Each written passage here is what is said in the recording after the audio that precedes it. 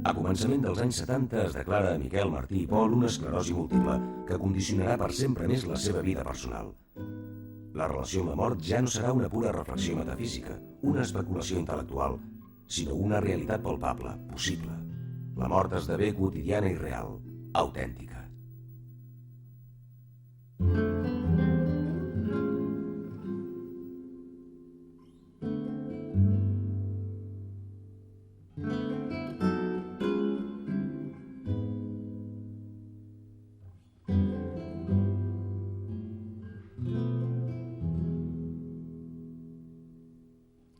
Si parlo de la mort és perquè em moro. I al capdavall més val parlar de coses que hom coneix intensament. La meva mort, per exemple, la tinc ben sabuda. Fa molt de temps que convivim i encara conviurem molt de temps fins que es resolgui d'un cop per sempre el plet que mai no aporta, malgrat els aldarulls, sengles sorpreses. Llavors serà el moment de l'elegia i algú hi haurà per fer-me el panegíric. En català, si us plau, i en decasíl·labs. Que jo, bo i mort, escoltaré amb respecte. Mentrestant, parlo de la mort. Tal volta perquè és allò que tinc més viu i pròxim. Per no caure en subtils pedanteries que fet i fet no porten a cap banda. Parlo, doncs, de la mort. I a més, em moro. No es pot pas demanar més honradesa.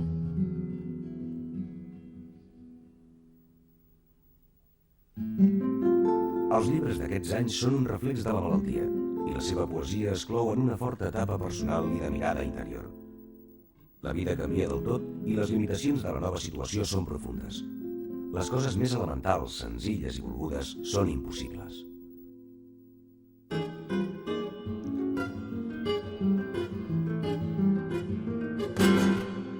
No demano gran cosa. Poder parlar sense estrafer la veu, caminar sense crosses, fer l'amor sense haver de demanar permisos, escriure en un paper sense pautes, o bé, si sembla massa, escriure sense haver d'estrafer la veu, caminar sense pautes, parlar sense haver de demanar permisos, fer l'amor sense crosses. O bé, si sembla massa, fer l'amor sense haver d'estrafer la veu, escriure sense crosses, caminar sense haver de demanar permisos, poder parlar sense pautes. O bé, si sembla massa,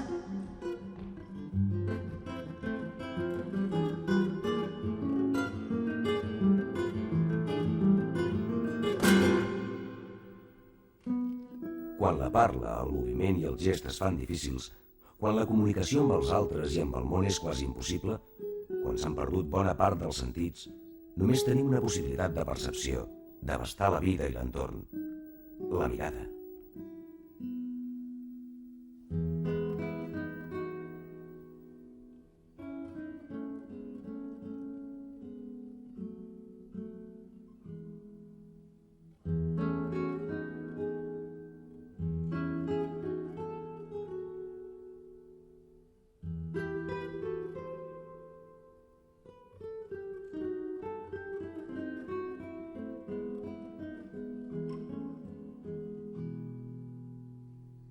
Salveu-me els ulls quan ja no em queda res.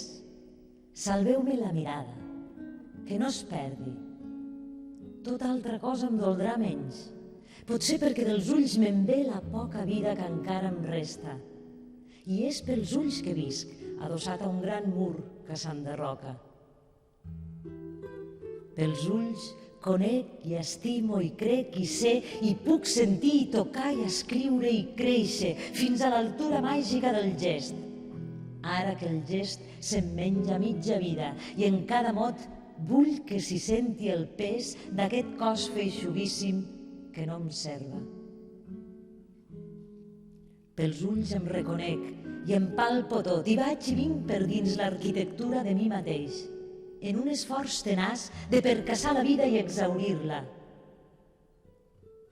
Pels ulls puc sortir en fora i veure llum i engolir món i estimar les donzelles, desfermar el vent i aquietar la mar, colrar-me amb sol i amarar-me de pluja. Salveu-me els ulls quan ja no em queda res. Viuré bo i mort, només en la mirada,